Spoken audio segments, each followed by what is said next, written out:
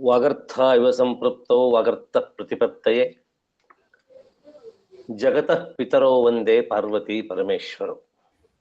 ಮಾತು ಮತ್ತು ಅರ್ಥದ ಅಭಿಮಾನಿ ದೇವತೆಗಳಾದಂತಹ ಶಿವಪಾರ್ವತಿಯರಿಗೆ ಹಣೆ ಹಚ್ಚಿ ನಮಸ್ಕಾರವನ್ನು ಮಾಡಿ, ಇವತ್ತಿನ ಈ ಆನ್ಲೈನ್ ಕಾರ್ಯಕ್ರಮದಲ್ಲಿ ನನ್ನ ಮಾತುಗಳು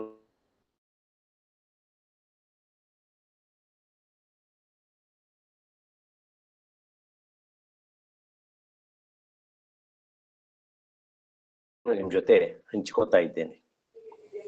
ನಿಮ್ಗೆಲ್ಲ ಗೊತ್ತಿದೆ, ಈಗಾಗಲೇ ನಾಡಿನಾದ್ಯಂತೆಲ್ಲ ನಾಲ್ಕು ತಂತಿಯ ಕಾವ್ಯ ಕವನದ ಬಗ್ಗೆ ಅನೇಕ ಚರ್ಚೆಗಳು ನಿರಂತರವಾಗಿ ನಡೀತಾ ಇವೆ. ಕಾರಣ, ನಾಲ್ಕು ತಂತಿ ಕವನ ಸಂಕಲನಕ್ಕೆ ಷಷ್ಠಿ ಪೂರ್ತಿ, ನಾಲ್ಕು ತಂತಿ ಪದ್ಯಕ್ಕೆ ಚಿನ್ನದ ಹಬ್ಬ. ನಾಲ್ಕು ತಂತಿ ಯಾಕಂತಂದ್ರೆ ಜ್ಞಾನಪೀಠ ಪ್ರಶಸ್ತಿ ಬಂದು 50 ವರ್ಷವಾಯಿತು.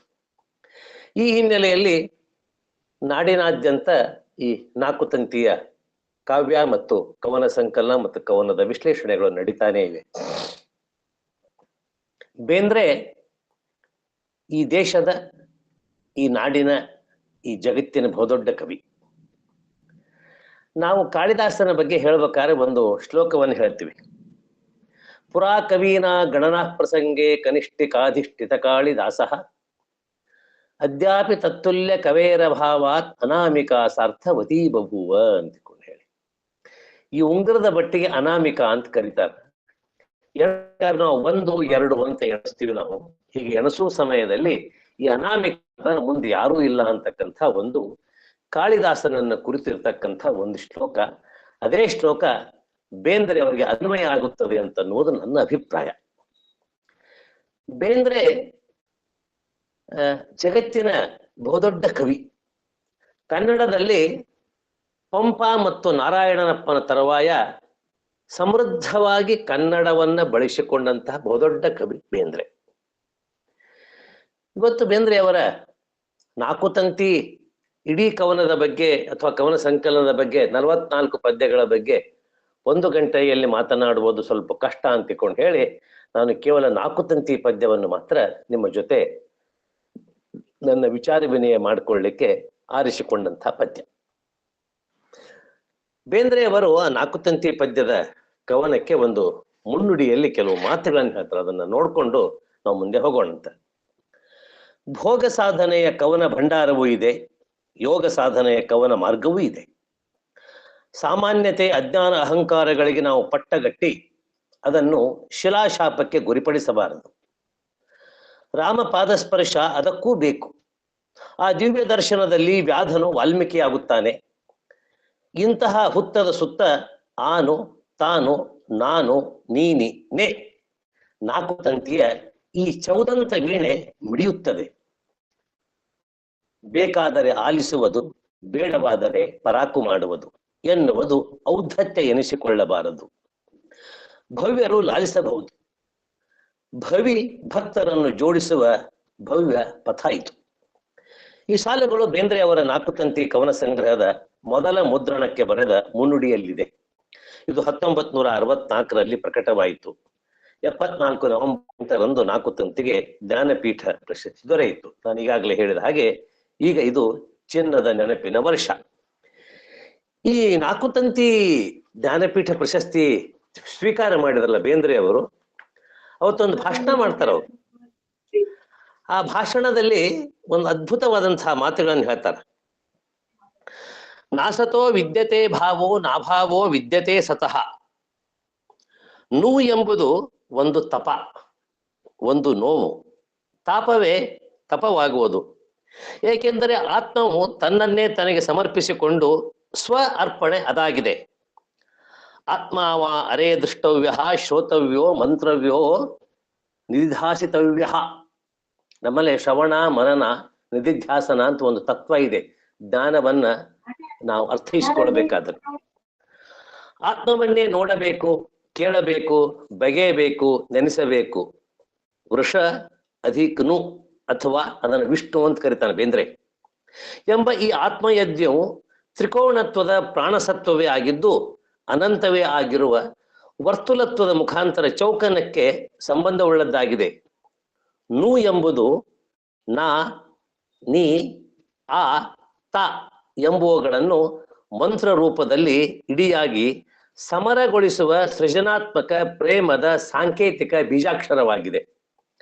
ನಾನು, ನೀನು, ಆನು, ತಾನು, ನಾಲ್ಕೇ ನಾಲ್ಕು ತಂತಿ. ಅವರು ಅವತ್ತು ಮಾಡಿದ ಆ ಭಾಷಣವನ್ನ ಉಮಾಶಂಕರ್ ದೀಕ್ಷಿತರು ಬಾಜುಕಿದ್ದವರು ಕೇಳ್ತಿದ್ರಂತೆ, ಏನ್ ಮಾತಾಡ್ತಾ ಇದ್ದಾನ ಅಂತಿಕೊಂಡಿರಿ. ಅಷ್ಟು ಅದ್ಭುತವಾದಂತಹ ಭಾಷಣವನ್ನ ಅವರು ನಾಲ್ಕು ತಂತಿ ಪ್ರಶಸ್ತಿ ಸ್ವೀಕರಿಸಿದ ದಿವಸ ಮಾಡಿದಂತಹ ಭಾಷಣ. ಈ 18ನೇ ಮುದ್ರಣ ಆಗ್ತಾ ಇದೆ ಇವತ್ತು. ಇವತ್ತು ನಮ್ಮ ಕೈಯಲ್ಲಿರ್ತಕ್ಕಂಥ ನಾಲ್ಕು ತಂತಿ ಕವನ ಸಂಕಲನ 18ನೇ ಮುದ್ರಣ. ಅದು ಆ 16ನೇ ಮುದ್ರಣಕ್ಕೆ ಅವ್ರ ಮಗ ವಾಮನ ಬೇಂದ್ರೆ ಒಂದು ಟಿಪ್ಪಣಿ ಬರೀತಾರೆ. ಏನು ವಾಮನ ಬೇಂದ್ರೆ ಅವರು ಬರೆದ ಭೂಮಿಕೆಯಲ್ಲಿ ಹೀಗೆ ಹೇಳುತ್ತಾರೆ: ಅಂಬಿಕಾತನಯದತ್ತರು ಮಿಡಿಯುವ ವೀಣೆಗೆ ನಾನು, ನೀನು, ಆನು, ತೋನು ಎಂಬ ನಾಲ್ಕೇ ನಾಲ್ಕು ತಂತಿ ಎಂದು ಅವರೇ ಹೇಳಿದ್ದಾರೆ. ನಾನು ತಂದೆ, ನೀನು ತಾಯಿ, ತಂದೆ ಮತ್ತು ತಾಯಿ. ನಾನು ಆಗಲೇ ಪ್ರಾರಂಭದಲ್ಲಿ ಹೇಳಿದ ವಾಗರ್ಥ, ತಂದೆ ಮತ್ತು ತಾಯಿ. ಆನು ಇವರಿಬ್ಬರ ಆಧಾರವಾಗಿ ಬರುವ ಮಗು. ಇದು ನಾವು ಪ್ರಕೃತಿ ಜೀವನದಲ್ಲಿ ನೋಡ್ಕೊಳ್ಬಹುದು, ಕಾವ್ಯದಲ್ಲಿಯೂ ಸಹಿತ ನೋಡ್ಕೊಳ್ಬಹುದು. ಮತ್ತು ಈ ಕುಟುಂಬ ಸಂಸ್ಥೆಗೆ ಸ್ವಸ್ತಿ ಶುಭಂ ಎನ್ನುವ ಪರಮಾತ್ಮ ಶಕ್ತಿ. ತಾನು ಎಂಬುದು ಕವಿಯ ಭಾವ. ತಂದೆ ತಾಯಿ ಮಗು ಬಿಟ್ಟರೆ ಜಗತ್ತಿನಲ್ಲಿ ಬೇರೆ ಏನೂ ಇಲ್ಲ. ಇವರ ಕಲಹವೇ ಇತಿಹಾಸ. ಇವರಲ್ಲಿ ಶಾಂತಿ ಪ್ರತಿಷ್ಠಾನಗೊಳ್ಳುವುದೇ ದೇವಜನ್ಮ, ನವಯುಗ. ಈ ಸೂತ್ರವನ್ನು ಅನುಸರಿಸಿ ನಾಲ್ಕು ತಂತಿಯೊಳಗಿನ ಕವನಗಳು ರೂಪುಗೊಂಡಿವೆ. ಇಡೀ ನಾಲ್ಕು ತಂತಿ ಕವನದಲ್ಲಿ ಈ ರೀತಿಯಾದಂತಹ ಕವನಗಳ ಹಿನ್ನೆಲೆಯಲ್ಲಿ ನಾವು ನಾಲ್ಕು ತಂತಿಯನ್ನು ನೋಡ್ತೀವಿ. ಈ ನಾಲ್ಕು ತಂತಿ ಕವನಕ್ಕೆ ಬಹಳ ಮುಖ್ಯವಾಗಿ ಇರ್ತಕ್ಕಂಥದ್ದು ಮಂಡುಕ್ಯ ಉಪನಿಷತ್ತಿನಲ್ಲಿ ಬರ್ತಕ್ಕಂಥ ಒಂದು ಮಾತು. ಅದು ಮಂಡುಕ್ಯ ಉಪನಿಷತ್ತಿನ 2ನೇ ಮಂತ್ರ. ಸರ್ವಂ ಹೇತದ್ ಬ್ರಹ್ಮ ಅಯಮಾತ್ಮ ಬ್ರಹ್ಮ ಸೋಯಂ ಆತ್ಮ ಚತುಷ್ಪಾತ್. ಈ ನಾಲ್ಕು ತಂತಿಯಲ್ಲಿ 4 ಪಾದಗಳಿವೆ. ಈ 4 ಪಾದಗಳನ್ನು ನಾವು ನೋಡ್ತಕ್ಕಂಥ ರೀತಿ ಯಾವ ರೀತಿ ಇದೆ ಅಂತಂದ್ರೆ, ಆ 4 ತಂತಿಯ ಭಾಗದಲ್ಲಿಯೂ ಸಹಿತ ಮತ್ತು ನಾವು ಮಂಡುಕ್ಯ ಉಪನಿಷತ್ತಿನಲ್ಲಿ ನೋಡ್ತಕ್ಕಂಥದ್ದು ವೈಶ್ವಾನರಃ, ತೇಜಸಃ, ಪ್ರಾಜ್ಞಃ ಮತ್ತು ತುರಿಯಃ ಅಂತಿಕೊಂಡು ಹೇಳಿ ಈ 4 ರೀತಿಯಾದಂತಹ ಪಾದಗಳನ್ನ ಕಾಣುತ್ತೀವಿ ನಾವು. ಈ 4 ಪಾದಗಳ ಬಗ್ಗೆ ಒಂದೊಂದು ಸಣ್ಣ ಟಿಪ್ಪಣಿ ಇದೆ. ವೈಶ್ವಾನರಃ ಅಂತಂದ್ರೆ ಮಾಂಡುಕ್ಯ ಉಪನಿಷತ್ತಿನ ಪ್ರಕಾರ ಇದು ಪ್ರಜ್ಞೆಯ ಮೊದಲನೇ ಸ್ಥಿತಿ, ಅಂದ್ರೆ ಜಾಗೃತ, ಎಚ್ಚರವಾಗಿರ್ತದೆ. ವಿಶ್ವ ಅಧಿಕ್ ನರಃ ವೈಶ್ವಾನರಃ. ಇದು ಸಾರ್ವತ್ರಿಕವಾದಂತಹ ತತ್ವ. ಋಗ್ವೇದದಲ್ಲಿ ಅಗ್ನಿ ದೇವತೆಗೆ ನೀಡಲಾದಂತಹ ಹೆಸರು ಇದು. ಇದು ಆಹುತಿಯನ್ನ ಸ್ವೀಕರಿಸುವ ಒಂದು ಚಿಂತೆಯನ್ನ ಸಂಕೇತಿಸುತ್ತದೆ ಮತ್ತು ಬಾಹ್ಯ ವಸ್ತುವಿನ ಜ್ಞಾನವನ್ನು ಕೊಡ್ತದೆ. ತೈಜಸಃ ಹೊಳೆಯುವ ಪ್ರಕಾಶಮಾನವಾದಂತಹದ್ದು. ಬಾಹ್ಯ ವಸ್ತುಗಳನ್ನು ವ್ಯಕ್ತಿನಿಷ್ಠವಾಗಿ ಅನುಭವಿಸುವ ಸ್ವಯಂ ಅರಿವು, ಸ್ವಪ್ನಲೋಕವನ್ನು ಅನುಭವಿಸುವ ಸ್ಥಿತಿಗಳಲ್ಲಿ ಒಂದಾಗಿದೆ. ಪ್ರಾಜ್ಞ ಅಂತಂದ್ರೆ ಜ್ಞಾನ ರೂಪದ ಮುಖವುಳ್ಳವನು, ಭಾವಾನಂದವನ್ನು ಹೊಂದತಕ್ಕಂಥವನು. ತುರಿಯ ಅಂತಂದ್ರೆ ಎಚ್ಚರ, ಕನಸು ಮತ್ತು ಸುಷುಪ್ತಿ ಅಂತ ನಿದ್ರೆ. ಈ 3 ಸಾಮಾನ್ಯ ಸ್ಥಿತಿಗಳನ್ನು ಮೀರಿದ ಶುದ್ಧ ಆತ್ಮ, ಪರಮಾತ್ಮನನ್ನು ಅರಿಯುವ ಸಾಕ್ಷಿ ಪ್ರಜ್ಞಾ ಅಂತ ಕರೆಸುತ್ತದೆ. ಈ 4 ಪಾದಗಳು ಈ 4 ತಂತಿಗೆ ಬಹಳ ಮುಖ್ಯವಾದಂತಹದ್ದು. ಈ 4 ತಂತಿ ಪದ್ಯ ಅನೇಕರು ಈ 4 ತಂತಿಯ ಪದ್ಯ ನನಗೆ ಅದು ಅರ್ಥ ಆಗಿಲ್ಲ, ಇದು ಅರ್ಥ ಆಗಿಲ್ಲ ಅಂತಂತಾರ. ಆದರೆ ನಮ್ಮ ಜೊತೆಗೆ 4 ತಂತಿ ಪದ್ಯ ಬೆಳೆದ್ ಬರ್ತದದು. ಈ ಕವನ ಸಂಕಲನದಲ್ಲಿ 4 ತಂತಿಯ 4 ಭಾಗಗಳಿವೆ. ಈ 4 ತಂತಿ ಕವನ ಸಂಕಲನ ಪ್ರಾರಂಭ ಆಗೋದು ಶ್ರಾವಣದ 2 ಪದ್ಯ, ಹೆರಿಗೆ ಅಂತಕ್ಕಂಥ ಒಂದು ಪದ್ಯ, ಅದಾದ್ಮೇಲೆ 4 ತಂತಿ. ಹೆರಿಗೆ ಅನ್ನುವ ಪದ್ಯ ಬಹಳ ಅದ್ಭುತವಾದಂತಹದ್ದು. ನಾನು ಇದನ್ನ ಆರಿಸ್ಕೊಂಡ್ ಮೇಲೆ ತಗೊಂಡು ವಿಚಾರ ಮಾಡಿದ, ಹೆರಿಗೆಯನ್ನು ತೆಗೆದುಕೊಳ್ಳಬೇಕಾಗಿತ್ತು ಅಂತಕೊಂಡು ಹೇಳಿ. ಭಾವದ ಸದ್ಭಾವದ ಹೆರಿಗೆ ಅಂತ ಹೇಳ್ತಾರೆ ಕಾವ್ಯ ಅಂತ ಅನ್ನೋದನ್ನ. ಬಹಳ ಹಿಂಜಿ ಕಾವ್ಯ ಅಂದರೆ ಏನು ಅಂತ ಅನ್ನೋದನ್ನ ತಿಳಿಸ್ಕೊಡ್ತಕ್ಕಂಥದ್ದು. ಮೂರ್ಧನ್ಯದ ತೇಜಸ್ಸಿನ ಯಾವುದೋ ಕಿರಣ ಅಂತ ಸ್ಫುರಣ ಅಂತ ಆ ಕಾವ್ಯ ಪ್ರಾರಂಭ ಆಗ್ತದೆ. ಅದ್ಭುತವಾದಂತಹ ಪದ್ಯ ಹೆರಿಗೆ. ಈ ಕವನ ಸಂಕಲನದಲ್ಲಿ ಈಗಾಗಲೇ ಹೇಳಿದ 44 ಕವಿತೆಗಳಿವೆ. ಈ 44 ಕವಿತೆಗಳಲ್ಲಿ ಸುಮಾರು ಒಂದು 13 ಸುನೀತಗಳಿವೆ ಮತ್ತು ಬೇರೆ ಬೇರೆ ಪದ್ಯಗಳು ಈ ನಮ್ಮ 4 ತಂತಿ ಕವನ ಸಂಕಲನದಲ್ಲಿವೆ. ಕವಿಯ ವ್ಯಕ್ತಿತ್ವದ 4 ಮಗ್ಗಲಗಳನ್ನು ನಿರೂಪಿಸುತ್ತವೆ. ಕವಿ ಮನುಷ್ಯನ ಅಂತರಂಗವನ್ನು ರೂಪಕಗಳ ಮೂಲಕ ವರ್ಣಿಸುತ್ತಾ ತಿಳಿ ಹೇಳಿದ್ದಾರೆ ಬೇಂದ್ರೆಯವರು. ಈ 4 ಮಗ್ಗಲುಗಳಿಗೆ ನಾನು, ನೀನು, ಆನು, ತಾನು ಎಂದು ಹೆಸರು ಕೊಟ್ಟಿದ್ದಾರೆ. ಆ ಹೆಸರಿನಲ್ಲಿ ಉಸಿರು ತುಂಬಿ ಅವ್ರು ಒಂದು ಕುದುರೆಯವರ ಕಿವಿ ಮಾತು ಅಂತ ಒಂದು ಪದ್ಯದ, ಕುದುರೆ ಏರಿ ಬಂದ್ರವ್ವ, ಕುದುರೆ ಏರಿ ಬಂದು ಹೆಸರಿಗೊಂದು ಉಸಿರು ಕೊಟ್ರು, ಉಸಿರಿಗೊಂದು ಕುಸುರು ಕೊಟ್ರು ಅಂತ ಹೇಳ್ತಾರೆ. ಕಾವ್ಯ ಹೆಂಗ ಅಂತ ಅನ್ಲಿಕ್ಕೆ ಹೇಳ್ತಕ್ಕಂಥ ಒಂದು ಮಾತು. ಕಾವ್ಯ ಗಂಗೆಯನ್ನು ಹರಿಬಿಟ್ಟಿದ್ದಾರೆ. ಅದು ತೊರೆ ತೊರೆಯಾಗಿ ಹರಿಯುತ್ತಾ ಓದುಗನನ್ನು ಮುಳಗೇಳಿಸುತ್ತದೆ. ಈ 4 ತಂತಿ ಪದ್ಯ ಪ್ರಾರಂಭ ಆಗುವುದೇ ಅವರ ಓಂಕಾರದ ಹಿನ್ನೆಲೆಯಲ್ಲಿ, ಅಕಾರ, ಉಕಾರ, ಮುಕಾರ, ಅ, ಉ ಮತ್ತು ಮ, ಈ ಹಿನ್ನೆಲೆಯಲ್ಲಿ ಆ ಪದ್ಯವನ್ನ ಮೊದಲನೇ ಭಾಗವನ್ನ ನಾವು ನೋಡ್ಲಿಕ್ಕೆ ಪ್ರಯತ್ನ ಮಾಡಬೇಕು. ಮೊದಲನೇ ಭಾಗದ ಮೊದಲನೇ ಪದ್ಯ, ಆವು ಈವಿನ ನಾವು ನೀವಿಗೆ ಆನು ತಾನದ ತನನ. ಆವು ಈವಿನ ನಾವು ನೀವಿಗೆ ಆನು ತಾನದ ತನನ. ಆವು ಎಂದರೆ ಆಕಳು, ಗೋ ಕಾಮಧೇನು. ನಮ್ಮಲ್ಲಿ ಆಕಳಿಗೆ ಒಂದು ಮಾತಿದೆ, ಗಾವೋ ವಿಶ್ವಸ್ಯ ಮಾತರಹ ಅಂತ ಹೇಳಿ. ಅಂತಂದ್ರೆ ಶಿಕ್ಷಾ ಉಪನಿಷತ್ನಲ್ಲಿ ಒಂದು ಮಾತ್ರ ಬರ್ತದೆ, ಜಗತ್ತಿನಲ್ಲಿ ನಾವು ಎಲ್ಲಾ ಋಣ ತೀರಿಸ್ಬೋದು, ಆದ್ರೆ ತಾಯಿ ಋಣವನ್ನು ಮಾತ್ರ ತೀರಿಸ್ಲಿಕ್ಕೆ ಆಗಂಗಿಲ್ಲ. ಇಡೀ ಬೇಂದ್ರೆ ಒಟ್ಟಾರೆ ಆ ಕಾವ್ಯದ ಒಟ್ಟಾರೆ ಹಿನ್ನೆಲೆಯನ್ನು ನೋಡ್ಕೊಂಡ್ರೆ ಮಾತ್ರೋಪಾಸನೆ ಮತ್ತು ಬೆಳಕಿನ ಉಪಾಸನೆ ಬೇಂದ್ರೆ ಕಾವ್ಯದ ಬಹಳ ಪ್ರಮುಖವಾದಂತಹ ಗುಣ ಮತ್ತು ಲಕ್ಷಣ. ಅವರ ನಾನು ಮತ್ತು ಅಂಬಿಕಾ ತನಯ ದತ್ತ ಅಂತ 2 ಪದ್ಯಗಳಿವೆ. ಅವೆರಡೂ ಪದ್ಯಗಳನ್ನು ನೋಡಿದಾಗ ನಿಮ್ಗೆ ಗೊತ್ತಾಗ್ತದೆ ಅವರಲ್ಲಿ ಆ ಮಾತೃಕಾ ಸ್ವರೂಪ ಎಷ್ಟು ಪ್ರಖರವಾಗಿತ್ತು ಮತ್ತು ಪ್ರಬಲವಾಗಿತ್ತು ಅಂತಿಕೊಂಡು ಹೇಳಿ. ನಾ ಇತ್ತೀಚೆಗೆ ಬೇಂದ್ರೆ ನಮ್ಮ ಪ್ರತಿಷ್ಠಾನದಲ್ಲಿ ಬೇಂದ್ರೆ ಅವರ ಕಾವ್ಯದಲ್ಲಿ ಮಾತೃಕೆಯರು ಅಂತ ಒಂದು ಉಪನ್ಯಾಸ ಕೊಟ್ಟೆ ನಾನು.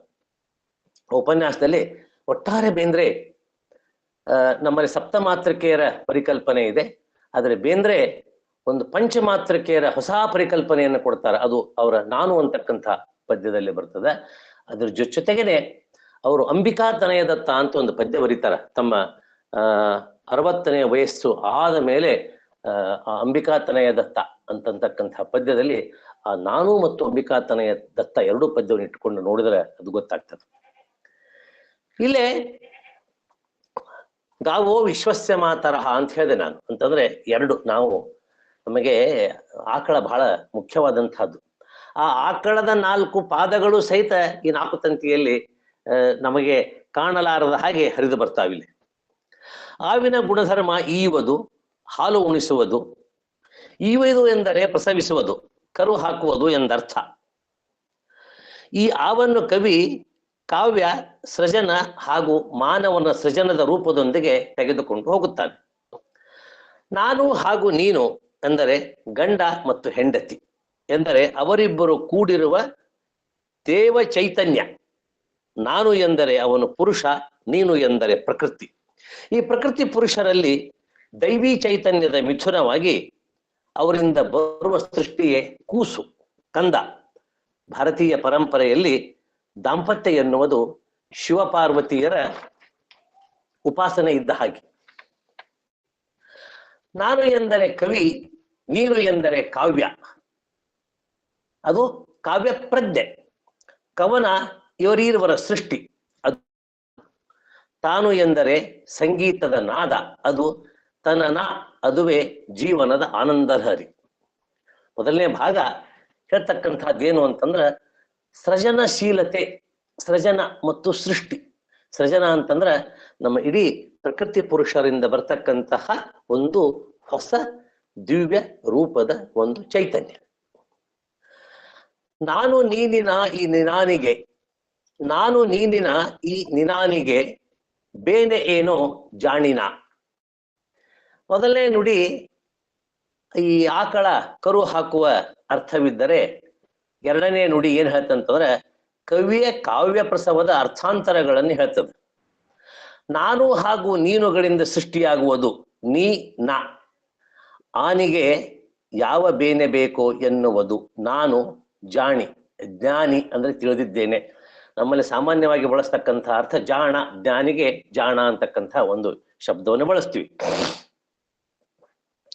ಕಾವ್ಯವನ್ನು ಬೇಂದ್ರೆ ಹೇಳೋದೇನು ಅಂತಂದ್ರೆ ಸೂರ್ಯನ ಜಾತಿಯಂತೆ ಜ್ಞಾನದ ಕಿರಣವಾಗಿ ಬರುತ್ತದೆ, ಅದನ್ನು ನೀಡುತ್ತೇನೆ ಅಂತ ಹೇಳ್ತಾನೆ ಕವಿ ಇಲ್ಲಿ. ಕಾವ್ಯ ತೇಜಸ್ಸಿನ ಬೆಳಕು. ಆಗ ಹೇಳಿದೆ ನಾನು, ಮೂರ್ಧನ್ಯದ ತೇಜಸ್ಸಿನ ಯಾವುದೋ ಕಿರಣ ಅಂತ ಸ್ಫುರಣ ಅಂತಿಕೊಂಡು ಹೇಳಿ, ಅದು ಹೆರಿಗೆ ಅಂತಕ್ಕಂತಹ ಪದ್ಯದಲ್ಲಿ ಬಂದಂತಹದ್ದು. ಈ ಮೂರ್ಧನ್ಯದ ತೇಜಸ್ಸಿನ ಯಾವುದೋ ಕಿರಣ ಅದು ಕಾವ್ಯಕ್ಕೆ ಪೂರಕವಾಗಿ ಹೇಳ್ತಕ್ಕಂಥ ಮಾತು. ಕಾವ್ಯ ತೇಜೋಮಯವಾಗಿರಬೇಕು ಅಂತ ಬೇಂದ್ರೆ ಹೇಳ್ತಕ್ಕಂಥ ಮಾತು. ಅದಕ್ಕೆ ವೇದ ಹೇಳ್ತದೆ ಏನು ಅಂತಂದ್ರೆ, ವಾಕ್ ಅಂದರೆ ಮಾತು ಅಗ್ನಿಗೆ ಸಮಾನವಾದದ್ದು. ಬೆಳಕಿನ ಉಪಾಸನೆ ಬೇಂದ್ರೆ ಕಾವ್ಯದ ಪ್ರಧಾನ ಗುಣ ಮತ್ತು ಲಕ್ಷಣ. ಅದು ತನ್ನ ಅನುಭವವನ್ನ ಈ ಎರಡನೇ ನುಡಿಯಲ್ಲಿ ಹೇಳ್ತದೆ. ಚಾರುತಂತ್ರಿಯ ಚರಣ ಚರಣದ ಘನಘನೀತ ಚತುರಸ್ವನ. ಚಾರುತಂತ್ರಿ, ನಾನು ಇದು ಪದ್ಯದ ಬಗ್ಗೆ ವಿಚಾರ ಮಾಡಬೇಕಾದ್ರೆ, ಚಾರು ಅಂದರೆ ಸುಂದರವಾದಂಥ ಅಂತ ಒಂದು ಅರ್ಥ ಇದೆ. ಅದಕ್ಕೆ ನಮ್ಮ ಮೃಚ್ಛಕಟಿಕ ನಾಟಕದಲ್ಲಿ ಚಾರುದತ್ತ ಅಂತ ಒಬ್ಬ ಹೀರೋ ಬರ್ತಾನಲ್ಲಿ. ಬೇಂದ್ರೆ ಅವರ ಮೊದಲನೇ ಹೆಸರು ದತ್ತ, ದತ್ತಾತ್ರೇಯ. ಅವರ ತಾಯಿ ಇಟ್ಟ ಹೆಸರಾದರೆ ಕಾವ್ಯನಾಮ ಅಂಬಿಕಾ ತನಯ ದತ್ತ. ಈ ಚಾರುದತ್ತ ಅಂದರೆ ಸುಂದರವಾದಂತಹ ದತ್ತ. ಚಾರು ಅಂದರೆ ಈ ಸುಂದರವಾದಂತಹ ದತ್ತ, ಸುಂದರವಾದಂತಹ ಕಾವ್ಯವನ್ನ, ದತ್ತ ಅಂದ್ರೆ ಕೊಡುವ ಮತ್ತು ಕೊಡಲ್ಪಟ್ಟ ಅಂತ ಒಂದು ಅರ್ಥ ಇದೆ. ಈ ಸುಂದರವಾದಂತಹ ಕಾವ್ಯವನ್ನು ಕೊಡ್ತಕ್ಕಂಥವನು ಚಾರುದತ್ತ. ಇವು ಬೇಂದ್ರೆ ಕನ್ನಡದ ಚಾರುದತ್ತನಿದ್ದ ಹಾಗೆ ಅಂತ ಅರ್ಥ. ಚಾರು ಎಂದರೆ ನಾಲ್ಕು, ಸುಂದರವಾದ. ಈ ಸುಂದರವಾದ ನಾಲ್ಕು ತಂತ್ರಗಳನ್ನು ಹೊಂದಿದ ಕಾವ್ಯ ಸೃಷ್ಟಿ. ಪ್ರತಿ ಚರಣದಲ್ಲೂ ಹೊಮ್ಮಿಸುವ ನಾದ ಓಂಕಾರದಿಂದ ಕೂಡಿದೆ. ಈ ಓಂಕಾರ ಬೇಂದ್ರೆಯವರಿಗೆ ಶ್ರಾವಣದ ಮೋಡಗಳ ಆಲಿಂಗನದಿಂದ ಉಂಟಾಗುವ ಶಬ್ದದ ಮೂಲಕ ಕೇಳಿ ಬರುವ ದಿವ್ಯ ಧ್ವನಿ. ಆದ್ದರಿಂದಲೇ ಈ ನಾಲ್ಕು ತಂತಿಯ ಕವನ ಸಂಕಲನ ಮೊದಲನೇ 2 ಪದ್ಯಗಳು ಶ್ರಾವಣವನ್ನು ಕುರಿತು ಹೇಳ್ತಾವ. ಶ್ರವಣೋಪಾಸಕರು ಬೇಂದ್ರೆ ಶ್ರವಣದಿಂದ ಮುಂದೆ ಮನನ ಮತ್ತು ನಿಧಿಧ್ಯಾಸನ, ಅವರ ಎಲ್ಲ ಆಗು ಹೋಗುಗಳು ಶ್ರಾವಣದಲ್ಲಿ. ಆದ್ದರಿಂದ ಬೇಂದ್ರೆ ಶ್ರಾವಣದ ಕವಿ. ಮೋಡಗಳನ್ನು ಘನ ಎಂದು ಕರೆಯುತ್ತಾರೆ. ಘನಘನೀತ ನೀಡುವ ಚತುರಸ್ವನ ಎಂದರೆ ನಾನು, ನೀನು, ಆನು, ತಾನು ಎನ್ನುವ ಶಬ್ದಗಳು. ಈ ಶಬ್ದಗಳಿಗೆ ಪರ, ಪಶ್ಯಂತಿ, ಮಧ್ಯಮ, ವೈಖರಿ ಅಂತಕ್ಕಂಥ 4 ಹಂತಗಳನ್ನ ಬೇಂದ್ರೆ ಗುರುತಿಸ್ತಾರೆ. ಮೂಲಾಧಾರ ಚಕ್ರದಲ್ಲಿರುವ ನಿಷ್ಪಂದ ಶಬ್ದಕ್ಕೆ, ಆ ಶಬ್ದ ಬ್ರಹ್ಮಕ್ಕೆ ಪರ, ವಾಕ್ ಎನ್ನುತ್ತಾರೆ. ಅದು ವಾಯುವಿನ ಜೊತೆ ಕೂಡಿ ನಾಭಿಯವರೆಗೆ ಹೋಗಿ ಸ್ವಾಧಿಷ್ಠಾನ ಚಕ್ರದಲ್ಲಿ ಮನಸ್ಸಿನ ಜೊತೆ ಕೂಡಿ ಪಶ್ಯಂತಿ, ವಾಕ್ ಎನಿಸುತ್ತದೆ. ಆ ಶಬ್ದ ಬ್ರಹ್ಮವು ಹೃದಯದವರೆಗೆ ಹೋಗಿ ಅನಾಹತ ಚಕ್ರದಲ್ಲಿ ನಾದಮಯವಾಗಿ ಮಧ್ಯಮ, ವಾಕ್ ಎಂದಾಗುತ್ತದೆ. ಕಂಠ ಪ್ರದೇಶದಲ್ಲಿ ವಿಶುದ್ಧಿ ಚಕ್ರದಲ್ಲಿ ಅದು ಕೇಳಲು ಯೋಗ್ಯವಾದ ವೈಖರಿ, ವಾಕ್ ಆಗುತ್ತದೆ. ನಾಭಿಯಲ್ಲಿ ಮೊಳಕೆಯೊಡೆದು ಕಂಠದ್ವಾರದಿಂದ ಪಂಚಭೂತಗಳಿಂದ ಕೂಡಿದ ವಾತಾವರಣಕ್ಕೆ ಬಂದಾಗ ಅದು ಎಂದರೆ ಆ ವಾಕ್, ಮಾತು ಎಂದು ಕರೆಸಿಕೊಳ್ಳುತ್ತದೆ. ಅದನ್ನು ಧ್ವನಿ ಎನ್ನುತ್ತಾರೆ. ಈ ಧ್ವನಿ ಕಂಠದಿಂದ ವದನಕ್ಕೆ ಬಂದು ಕಂಠ, ತಾಲವ್ಯ, ಮೂರ್ಧನ್ಯ, ದಂತ್ಯ ಮತ್ತು ಓಷ್ಟ್ಯ ಎಂಬ ರೂಪಾಕ್ಷರಗಳ ಮೂಲಕ ಶಬ್ದಗಳ ಸ್ಫುರಣವಾಗುತ್ತದೆ. ಇಲ್ಲಿ ನಾನು, ನೀನು, ಆನು, ತಾನು ಎನ್ನುವ ಭಾವನೆಗಳನ್ನು ಹೊರಡಿಸುವ 4 ತಂತಿಗಳಾಗಿವೆ. ಬೇಂದ್ರೆಯವರು ಅರವಿಂದರಿಂದ ಪ್ರಭಾವಿತರಾದವರು. ಅವರ ಹಿನ್ನೆಲೆಯಲ್ಲಿ ಗ್ರಹಿಸಿದಾಗ ಕಾವ್ಯ 4 ಸೌಂದರ್ಯಗಳಿಂದ ಕೂಡಿರುತ್ತದೆ. ಒಂದು ಐಂದ್ರಿಕ ಸೌಂದರ್ಯ, ಒಂದು ಬೌದ್ಧಿಕ ಸೌಂದರ್ಯ, ಒಂದು ಭಾವನಾತ್ಮಕ ಸೌಂದರ್ಯ, ಇನ್ನೊಂದು ಆಧ್ಯಾತ್ಮಿಕ ಸೌಂದರ್ಯ. ಈ 4 ತಂತ್ರಗಳು ಇಲ್ಲಿ 4 ತಂತಿಗಳಾಗಿವೆ. ಭಾರತೀಯ ತತ್ವಜ್ಞಾನದ ಆಳಕ್ಕೆ ಇಳಿದಂತೆ ಇನ್ನೂ ಅನೇಕ ಹೊಸ ಹೊಳಪುಗಳು ನಮಗೆ ಹೊಳೆಯುತ್ತಾ ಹೋಗುತ್ತವೆ. ಇದರ ಜೊತೆಗೆ ಇಲ್ಲಿ 4 ಭಾವಗಳನ್ನು ನಾನು ಬೇರೆ ಬೇರೆ ದೃಷ್ಟಿಯಲ್ಲಿ ಗುರುತಿಸ್ತಾ ಹೋಗಿದ್ದೇನೆ. ನಾನು ಲೋಕ, ಲೋಚನ, ಆಲೋಚನ ಮತ್ತು ಆಲೋಚಕ. ಅಹಂ, ನಾಹಂ, ಕೋಹಂ, ಸೋಹಂ. ಆವು, ಈವು, ನಾನು, ನೀವು. ಆನು, ತಾನು, ನಾನು, ನೀನು. ಈ ರೀತಿಯಾಗಿ ಅನೇಕ ರೀತಿಯಾದಂತಹ ಭಾವಗಳನ್ನ ಈ ನಾಲ್ಕರ ಹಿನ್ನೆಲೆಯಲ್ಲಿ ನಾವು ನೋಡಲಿಕ್ಕೆ ಸಾಧ್ಯತೆಗಳು ಇವೆ. ಈ ಮೂರನೇ ಅಂದ್ರೆ ಮುಂದಿನ ನುಡಿ ಹತವೋ ಹಿತವೋ ಅನಾಹತ ಮಿತಿಮಿತಿಗೆ ಇತಿ ನನ. ಅನಾಹತ ಅನ್ನೋದು ಒಂದು ಚಕ್ರ. ಇದು ಎದೆಯ ಮಧ್ಯದಲ್ಲಿ ಹೃದಯಕ್ಕೆ ಅತ್ಯಂತ ಆಪ್ತವಾಗಿದೆ. ಇದರ ಮಂತ್ರ ಯಂ. ಇದು ಹೊರಡಿಸುವ ನಾದ ಸೋಹಂ. ಆದ್ದರಿಂದಲೇ ಬೇಂದ್ರೆಯವರ ಕಾವ್ಯ ನಾದಲೀಲೆ.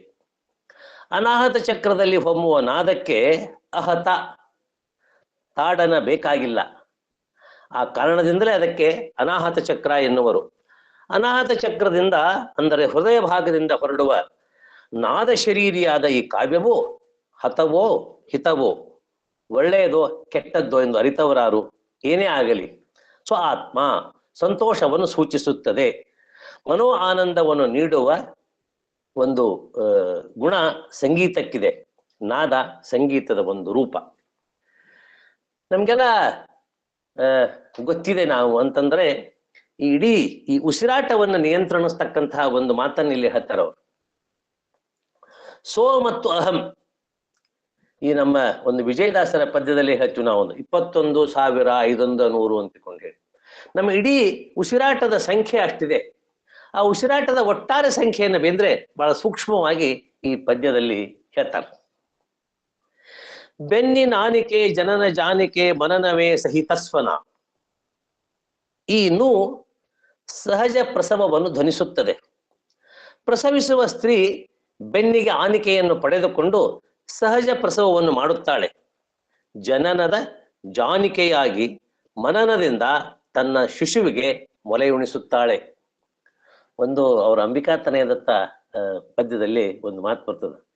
ಯಾವ ಯೋಗ ನಿದ್ರೆಯಲ್ಲಿ ಏನು ಕನಸು ಕಂಡೇನೋ, ಯಾರ ಹಾಲನುಂಡೇನೋ ಅಂತಿಕೊಂಡೆ. ಅದ್ಭುತವಾದಂತಹ ಮಾತು. ಅಂತಂದ್ರೆ ಈ ಮಾತೃ ಸಂಸ್ಕಾರ ಅಂತ ಏನದಲ್ಲ ನಮ್ಮಲ್ಲಿ, ಈ ಭಾರತೀಯ ದರ್ಶನದ ಹಿನ್ನೆಲೆಯಲ್ಲಿ ನೋಡಿದಾಗ ಮಗುವಿಗೆ ಮಾತೃ ಸಂಸ್ಕಾರ ಬಹಳ ಮುಖ್ಯವಾದಂತಹದ್ದು. ಆ ಮಾತೃ ಸಂಸ್ಕಾರದ ಹಿನ್ನೆಲೆಯಲ್ಲಿ ಆ ಮಾತನ್ನು ಹೇಳ್ತಾರೆ.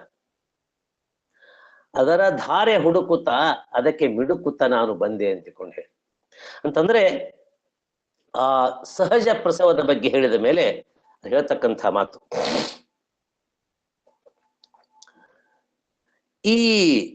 ಈ ನು ಸಹಜ ಪ್ರಸವವನ್ನು ಧ್ವನಿಸುತ್ತದೆ.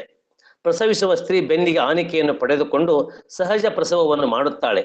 ಜನನದ ಜಾನಿಕೆಯಾಗಿ ಮನನದಿಂದ ತನ್ನ ಶಿಶುವಿಗೆ ಮೊಲೆ ಉಣಿಸುತ್ತಾಳೆ.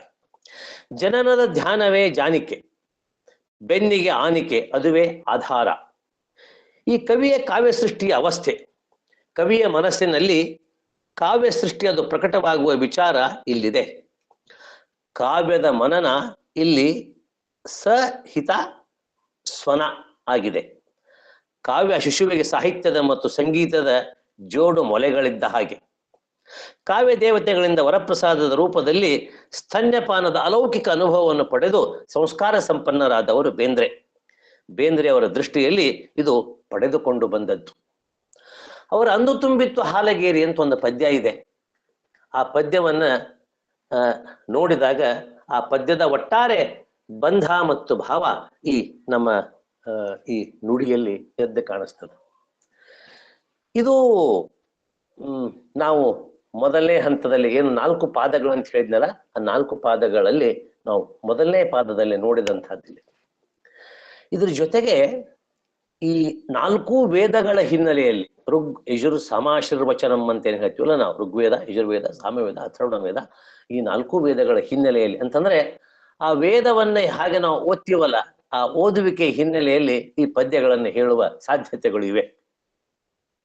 ಈ 2ನೇ ಭಾಗದಲ್ಲಿ ಕವಿಗೆ ಆದಂತಹ ಪ್ರತಿಭೆ ದರ್ಶನ, ನಾನು ಆಗ್ಲೇ ಹೇಳಿದೆ ತೈಜಸ ಅಂತ ಅನ್ನೋದು ಏನು ಅಂತಿಕೊಂಡು ಹೇಳಿ. ಆಮೇಲೆ ಪ್ರತಿಭಾಯ ನವನವೋನ್ಮೇಷ ಶಾಲಿನಿ ಅಂತಿಕೊಂಡು ಹೇಳಿ ನಮ್ಮ ಕಾವ್ಯ ಮೀಮಾಂಸೆ ಹೇಳ್ತಕ್ಕಂಥ ಮಾತು.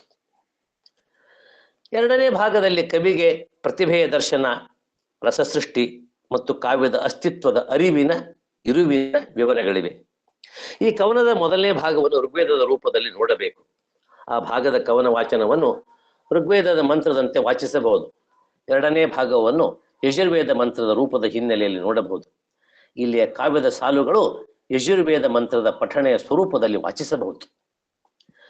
ಗೋವಿನ ಕೊಡುಗೆಯು ಹಡಗದ ಹುಡುಗಿ ಬಡಗಿಲೆ ಬಂದಳು ನಡು. ಕಾವ್ಯ ಕನ್ಯೆ ತನ್ನನ್ನು ಅತಿಯಾಗಿ ಪ್ರೀತಿಸುವ ಕವಿಯನ್ನು ಕಾಣಲು ಬರುತ್ತಿದ್ದಾಳೆ. ಅವಳು ಗೋವಿನ ಕೊಡುಗೆಯು ಹಡಗದ ಹುಡುಗಿ. ಕವಿಯ ಹೃದಯ ಸಮುದ್ರದಲ್ಲಿ ನೌಕಾರೂಢಳಾಗಿ ಬರುತ್ತಿದ್ದಾಳೆ. ನಡಗಿಸುತ್ತಾ ನರ್ತಿಸುತ್ತಾ ಬರುತ್ತಿದ್ದಾಳೆ. ಅವರ ಚಳಿಯಾಕೆ ಅಂತಕ್ಕಂತಹ ಪದ್ಯವನ್ನು ನೋಡಿದಾಗ ಆ ಪದ್ಯದ ಸಾಲಿನಲ್ಲಿ ನಮಗೆ ಕೆಲವು ಮಾತುಗಳು ಸಿಗ್ತಾವ. ಇನ್ನೊಂದು ಅಂಶ, ಬೇಂದ್ರೆ ಅವರ ವೈಯಕ್ತಿಕ ಜೀವನವನ್ನು ತೆಗೆದುಕೊಂಡು ನಾನಿಲ್ಲಿ ಈ ನುಡಿಯ ಹಿನ್ನೆಲೆಯಲ್ಲಿ ಚರ್ಚೆಯನ್ನು ಮಾಡ್ತಾ ಇದ್ದೀನಿ. ಕುಂಭಾರು ಬಂದರಿನಿಂದ ಬಂದವರು ಬೇಂದ್ರೆ. ಕುಂಭಾರು ಅಂತಕ್ಕಂಥ ಒಂದು ಬಂದರು ಇದೆ ರತ್ನಗಿರಿ ಜಿಲ್ಲೆಯಲ್ಲಿ, ಅಲ್ಲಿಂದ ಬಂದವರು ಬೇಂದ್ರೆ. ಸಮುದ್ರದ ದಂಡೆಯ ಹತ್ತಿರ ಇರುವ ಗುಡ್ಡದ ಮೇಲೆ ಇವರ ಕುಲದೇವತಿ ಕುಸುಮೇಶ್ವರಿಯ ಗುಡಿ ಇದೆ. ಕುಸುಮೇಶ್ವರಿ ಅಂದರೆ ಹೂಪಾರ್ವತಿ ಎಂದರ್ಥ. ಇವಳು ಬೇಂದ್ರೆಯವರಿಗೆ ಹಡಗದ ಹುಡುಗಿ ಆಗಿರಬಹುದು ಅನ್ನೋದು ನನ್ನ ಕಲ್ಪನೆ. ಕವಿಯನ್ನು ಹುಡುಕಿಕೊಂಡು ಬಂದು ಕಾವ್ಯ ದೇವತೆ ಕವಿತೆ ಎನ್ನುವ ವರಪ್ರಸಾದವನ್ನು ಕನ್ನಡದಲ್ಲಿ ನೀಡಿದ್ದು ಬೇಂದ್ರೆಯವರಿಗೆ ಮಾತ್ರ ಎನ್ನುವ ಅಭಿಪ್ರಾಯ ನನ್ನದು. ಹೀಗಾಗಿಯೇ ಬೇಂದ್ರೆ ವರಕವಿ, ಜಾತ್ಯ ಪ್ರತಿಭಾವಂತ, ಅಧ್ಯಯನದ ಕಾವ್ಯ ಅಕ್ಕಿ ಇಲ್ಲಿಂದ ಬಂದು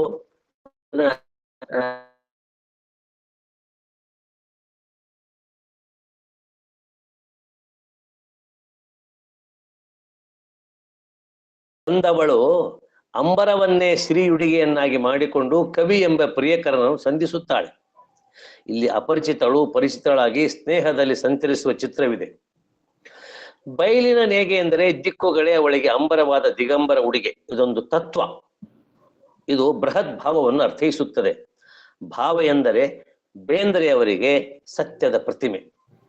ಕವಿ ಹಾಗೂ ಕಾವ್ಯ ಕನ್ನಿಕೆಯ ನಡುವೆ ಇರುವ ಪರಸ್ಪರತೆಯಲ್ಲಿ ಯಾವ ಮುಚ್ಚುಮರೆ ಇಲ್ಲ. ಇಂತಹ ಕಾವ್ಯ ಕನ್ನಿಕೆಯಲ್ಲಿ ಕವಿಗಿರುವುದು ಬಯಕೆಯ ಒಲುಮೆ. ಕವಿಗೆ ಕಾವ್ಯ ಕನ್ಯೆಯನ್ನು ನೀಡಿದ್ದು ಮೊದಲ ನುಡಿಯಲ್ಲಿ ಬಂದಂತಹ ತಾಯಿ ಅಂತಂದ್ರೆ ಯಾರು ಅಂತಂದ್ರೆ ಗಾವೋ ವಿಶ್ವಸ್ಯ ಮಾತರಃ.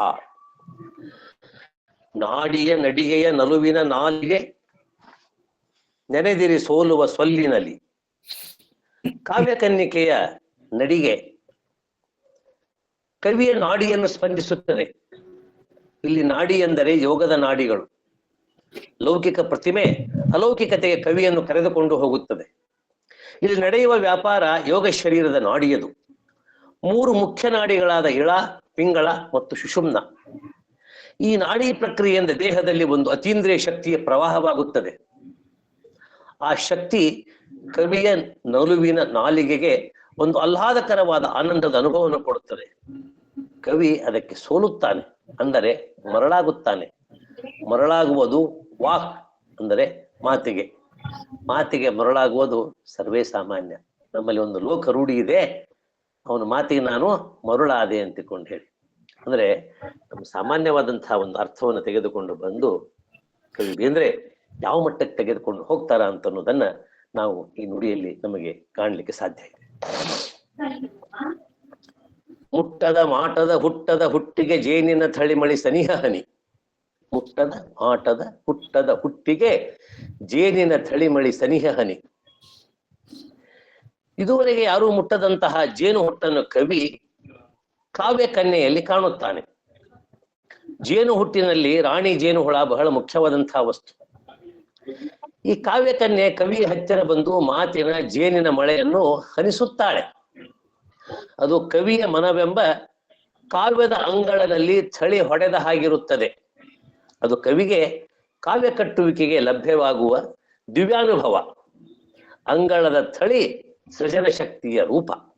ಅದರಿಂದ ಸೃಷ್ಟಿ ಮತ್ತು ಪುನಃಸೃಷ್ಟಿ.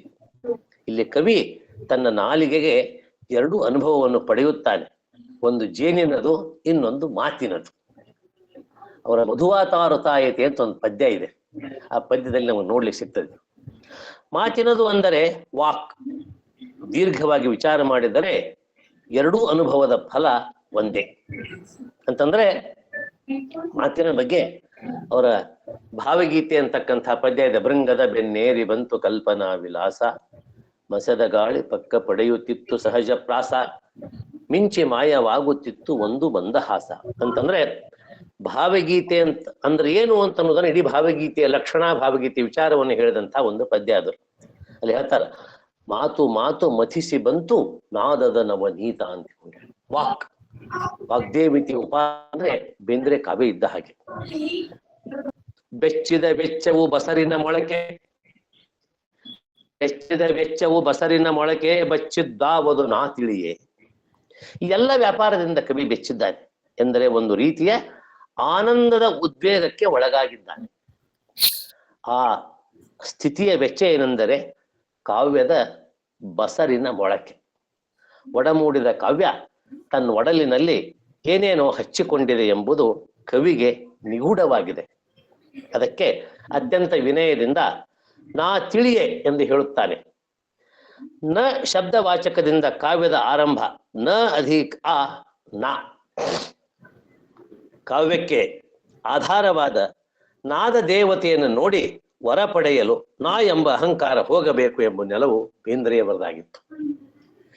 ಭಕ್ತಿ ಪಂಥದ ಬಹಳ ಮುಖ್ಯವಾದಂತಹ ವಿಚಾರ, ನಾ ಹೋಗಬೇಕು, ಅಹಂ ಹೋಗಬೇಕು, ದಾಸೋಹಂ ಭಾವ ಬರಬೇಕು ಅಂತನ್ನೋದು.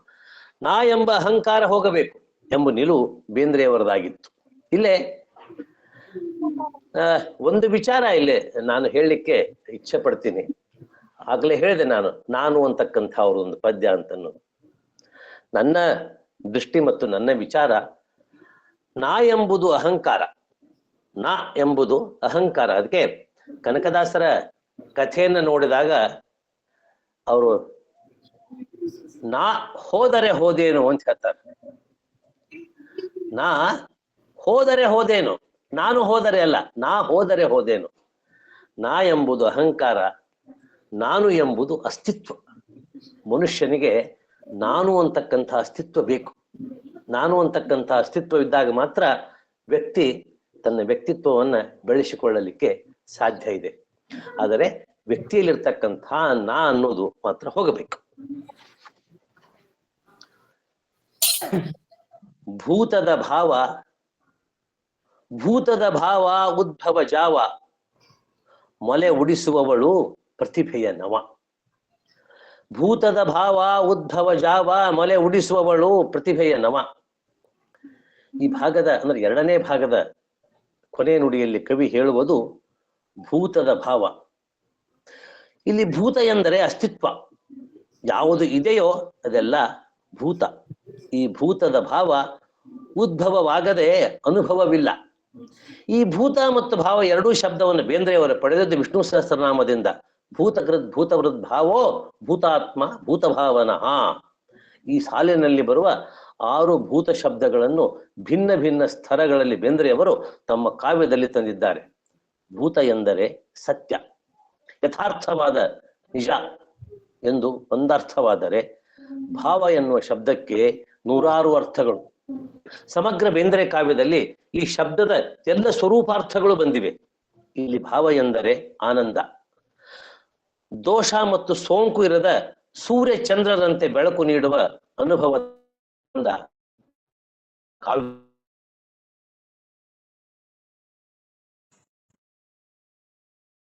ಸತ್ತಿಯೋ ಮಗನ ಅಂತ ಕೂಗಿದರ ಸಾವಿ ಮಗಳು ಭಾವಿ ಮಗಳು ಕೂಡಿ. ಚಿತ್ತಿ ಮಳಿ ತತ್ತಿ ಹಾಕುತ್ತಿತ್ತು ಸ್ವಾತಿ ಮುತ್ತಿನೊಳಗ, ಸತ್ತಿಯೋ ಮಗನೋ ಅಂತ ಕೂಗಿದರ ಸಾವಿ ಮಗಳು ಭಾವಿ ಮಗಳು ಕೂಡಿ. ಚಿತ್ತಿ ಮಳಿ ಸ್ವಾತಿ ಮಳಿ ಎರಡು ಗೆಳೆತನದ ಮಳೆಗಳು. ಈ ಎರಡೂ ಮಳೆಗಳನ್ನು ಕುರಿತು ನಮ್ಮ ದೇಶದ ರೈತನ ಉಡಿಯಲ್ಲಿ ಅನೇಕ ಒಡಪುಗಳು ಲೋಕೋಕ್ತಿಗಳು ಇವೆ. ಚಿತ್ತಿ ಮಳೆ ರೈತನಿಗೆ ಭಾಷೆ ಕೊಟ್ಟ ಮಳೆ, ಸ್ವಾತಿ ಮಳಿ ಬಂದ್ರ ಮುತ್ತಿನಂತಹ ಬೆಳೆ, ಇನ್ನೂ ಅನೇಕ ರೀತಿಯ ಮಾತುಗಳು ನಮ್ಮ ಒಕ್ಕಲ್ತನದ ಭಾಷೆಯಲ್ಲಿ ಸಿಗ್ತಾವ. ಇವು ಮಳೆ, ಇಳೆ, ಜೀವನ ಇವುಗಳ ನಡುವೆ ಅವಿನಾಭಾವದ ಸಂಬಂಧವನ್ನು ತಿಳಿಸುತ್ತವೆ. ಮಳೆ ಮತ್ತು ಇಳೆ. ಮಳೆ ಇಳೆಗೆ ಬರ್ತದೆ, ಇಳಿದು ಬರ್ತದೆ. ಅದು ಚಿತ್ರಾ ನಕ್ಷತ್ರದಲ್ಲಿ ಬೀಳುವ ಮಳೆ ಎಲ್ಲಿ ಬೀಳುತ್ತದೆ ಎನ್ನುವುದನ್ನು ಖಾತ್ರಿ ಹೇಳಲು ಬರುವುದಿಲ್ಲ. ಅದಕ್ಕೆ ಅದನ್ನು ಕುಡುಚಿತ್ತಿ ಎಂದು ಕರೆಯುತ್ತಾರೆ. ಬೇಂದ್ರೆಯವರು ಈ ಮಳೆಯನ್ನೇ ಕುರಿತು ಒಂದು ಪದ್ಯವನ್ನೇ ಬರೆದಿದ್ದಾರೆ. ಈ ಮಳೆಯ ಒಂದು ವಿಶಿಷ್ಟ ಎಂದರೆ ಅದು ಎಲ್ಲಿ ಸುರಿಯುತ್ತದೆಯೋ ಅಲ್ಲಿ ಭರಪೂರ ಬೆಳೆ. ಮಳೆ ಮತ್ತು ಬೆಳೆ ಇವರ ಸಂಬಂಧವೇ ಬದುಕು. ಕವಿ ಅಂತರಂಗದಲ್ಲಿ ಈ ಚಿತ್ತಿ ಮಳೆ ತತ್ತಿಯನ್ನು ಇಡುತ್ತದೆ. ಅದು ಕಾವ್ಯ ಭಾವದ ತತ್ತಿ. ಆ ಕಾವ್ಯ ಭಾವ ಸಫಲವಾಗಿ ಫಲ ದೊರೆಯಬೇಕಾದರೆ ಚಿತ್ತಿ ನಂತರದ ಸ್ವಾತಿ ಮಳೆ ಬರಲೇಬೇಕು. ಆ ಮಳೆ ಸಿಂಪಿನಲ್ಲಿ ಸೇರಿ ಅಲ್ಲಿರುವ ಹೊಳದ ಜೊತೆಗೆ ಸ್ನೇಹ ಮಾಡಿ ಪ್ರೀತಿಯ ಸಂಬಂಧ ಬೆಳೆಸಿದಾಗ ಮುತ್ತು ಹುಟ್ಟುತ್ತದೆ. ಮುತ್ತಿನ ಹುಟ್ಟಿಗೆ ಚಿತ್ತಿ ಅಧಿಕ ಸ್ವಾತಿ ಬಹಳ ಮುಖ್ಯವಾದಂತಹದ್ದು. ಚಿತ್ತ ಎಂದರೆ ಮನಸ್ಸು. ಮನಸ್ಸಿನ ಜೊತೆ ಸ್ವಾತಿ ಸೇರಿ ಸಿಂಪಿನಲ್ಲಿ ಸೇರಿಕೊಂಡು ಮುತ್ತು ನೀಡುತ್ತದೆ. ಅದಕ್ಕೆ ಯಾವುದೇ ಕ್ರಿಯಾಪದ ಹಾಕು, ಅದು ಕಾವ್ಯದ ಬೀಜವಾಗುತ್ತದೆ. ಅದ್ಭುತವಾದಂತಹ ಮಾತು. ಸ್ವಾತಿ ಮಳೆಯ ಬರುವಿಕೆಗಾಗಿ ಶಿಂಪು ನೀರಿನಲ್ಲಿ ಮೇಲ್ಮುಖವಾಗಿದ್ದುಕೊಂಡು ತುಸು ಬಾಯಿ ಅಗಲಿಸಿ ಸೂರ್ಯನಾರಾಯಣನು ನೀಡುವ ಸ್ವಾತಿ ಮಳೆಗೆ ಹಾದಿ ನೋಡುತ್ತಿರುತ್ತದೆ. ಇದು ಭಕ್ತ ಭಗವಂತನ ಹಾದಿ ನೋಡುವುದು. ಭಗವಂತ ಭಕ್ತನ ಹಾದಿ ನೋಡುವುದು ನಮ್ಮ ಭಾರತೀಯ ಭಕ್ತಿ ಪಂಥದ ಪರಂಪರೆಯಲ್ಲಿ ಕಾಣುತ್ತೇವೆ. ಹಾಗೆ ಬೇಂದ್ರೆಯವರು ಈ ಸಾಲಿನೊಳಗೆ ಅದನ್ನು ಕಾಣಬಯಸುತ್ತಾರೆ. ಚಿತ್ತಿಯ ತತ್ತಿ ಶಿಂಪಿನಲ್ಲಿ ಬೆಚ್ಚಗೆ ಕುಳಿತು ಸ್ವಾತಿ ಮಳೆಯ ಒಂದು ನೀರಿಗಾಗಿ ಕಾದು ಅದು ಒಳ ಸೇರಿದ ಕೂಡಲೇ ಸಿಂಪಿನ ಎರಡೂ ಮಗ್ಗುಲಗಳು ಗಟ್ಟಿಯಾಗಿ ಕೂಡಿಕೊಂಡು ಒಳಗೆ ರಸ ಸಂಯೋಗಗೊಂಡು ಮುತ್ತಿಗೆ ಮೆತ್ತಗೆ ಜನ್ಮ ನೀಡುತ್ತವೆ. ಇದು ಎಲ್ಲ ಶಿಂಪುಗಳಲ್ಲಿ ಎಲ್ಲ ಕಾಲದಲ್ಲಿ ನಡೆಯುವುದಿಲ್ಲ. ಅದಕ್ಕೆ ತತಿ ಬೇಕು. ರೈತ ಬಿತ್ತನೆಗೆ ತತಿ ನೋಡುತ್ತಾನೆ. ಹಾಗೆ ಇದು ಬೇಂದ್ರೆಯವರಿಗೆ ಕಾವ್ಯದ ತತಿ. ಇದು ದೈವಲೀಲೆ. ಈ ಎರಡೂ ಮಳೆಯ ರೂಪಕದೊಂದಿಗೆ ತಮ್ಮ ಕಾವ್ಯೋದ್ಯೋಗವನ್ನು ಹೇಳುತ್ತಾರೆ ಬೇಂದ್ರೆ. ಸತ್ತಿಯೋ ಮಗನ ಅಂತ ಕೂಗಿದರ ಆ ಕೂಗು ನನಗೆ ಕೇಳಿಸ್ತು. ಕೂಗಿದವರು ಬೇರೆ ಯಾರೂ ಅಲ್ಲ, ಸಾವಿ ಮಗಳು ಭಾವಿ ಮಗಳು. ಇಬ್ಬರೂ ಕೂಡಿ ಕೂಗಿ ಹೇಳಿದರು. ಇದು ಒಂದು ರೀತಿಯ ಎಚ್ಚರ. ಬೇಂದ್ರೆಯವರಿಗೆ ಮೊದಲಿನಿಂದಲೂ ಕಾಲದ ಅರಿವು ಇದ್ದೇ ಇದೆ. ಅವರ ಹಕ್ಕಿ ಹಾರುತ್ತಿದೆ ನೋಡಿದರ ಕಾಲವನ್ನು ಕುರಿತೇ ಹೇಳುವ ಕವಿತೆ. ಇಲ್ಲೇ ಈ ನಾಕುತಂತಿ ಅವಾರ್ಡ್ ತೆಗೆದುಕೊಂಡಾಗ ಬೇಂದ್ರೆಯವರು ತಮ್ಮ ಭಾಷಣದ ಕೊನೆಗೆ 2 ಪದ್ಯಗಳ ಉಲ್ಲೇಖ ಮಾಡ್ತಾರೆ. ಆ 2 ಪದ್ಯಗಳು ಗರಿಯಲ್ಲಿರ್ತಕ್ಕಂಥದ್ದು. ಒಂದು ಬೆಳಗು, ಇನ್ನೊಂದು ಇದು ಹಕ್ಕಿ ಹಾರುತ್ತಿದೆ ನೋಡಿದರ ಅಂತಿಕೊಂಡು ಹೇಳಿ. ಯಾಕಂತಂದ್ರೆ ಕಾಲ ಮತ್ತು ಬೆಳಕು, ಕಾಲದ ಅರಿವು ಬೇಂದ್ರೆಯವರಿಗೆ ಬಹಳ ಅದ್ಭುತವಾಗಿತ್ತು. ಇಲ್ಲೇ ಮಗನ ಬಗ್ಗೆ ತಾಯಿಗೆ ಇರುವ ಕಾಳಜಿ ದೊಡ್ಡದು. ಅದನ್ನು ತಮ್ಮ ಕಾವ್ಯ ಜೀವನದುದ್ದಕ್ಕೂ ಅನುಭವಿಸಿದವರು ಬೇಂದ್ರೆ. ಸಾವಿ ಎಂದರೆ ಭೂತ,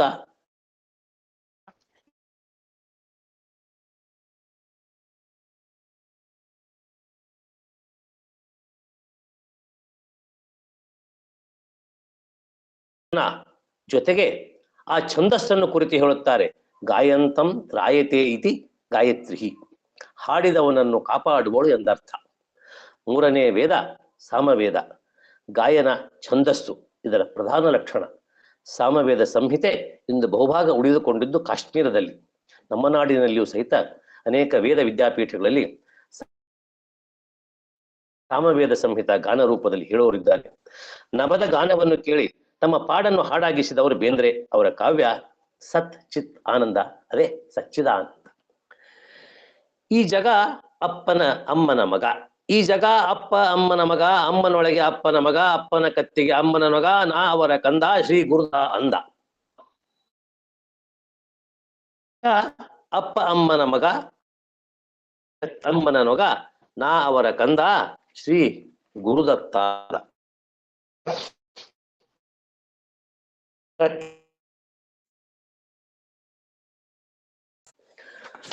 ಭರತನ ರಸ ಸಿದ್ಧಾಂತ ಕೇವಲ ಸಾಹಿತ್ಯಕ್ಕಲ್ಲ, ಜೀವನಕ್ಕೆ ಅಂತ ಹೇಳಿದ್ದು ಜಗತ್ತಿನ ಏಕಮೇವ ಕವಿ ಬೇಂದ್ರೆ. ಆದ್ದರಿಂದಲೇ ಅವರು ಒಂದೆಡೆ ಹೇಳಿದ್ದು ಎಂದು. ಬಂದ ಮಗು ಅಪ್ಪ ಅದೀಕ್ ಅಮ್ಮನ ಹೋಲಿಕೆ. ಪ್ರಸವದ ನಂತರ ಒಬ್ಬರನ್ನೊಬ್ಬರು ನೋಡಿ ಬಂದ ಕಂದನನ್ನು ನೋಡುವುದು ಸಂಪ್ರದಾಯ. ಆಮೇಲೆ ಅವ್ರ ಸಖಿ ಗೀತಲ್ಲಿ ಹೇಳ್ತಾರ ಒಂದು ಮಾತನ್ನ, ಅಂತಃ ಪಟದಾಚೆ ವಿಧಿ ತಂದ ವಧು ನೀನು ಅಂತ ಹೇಳಿ.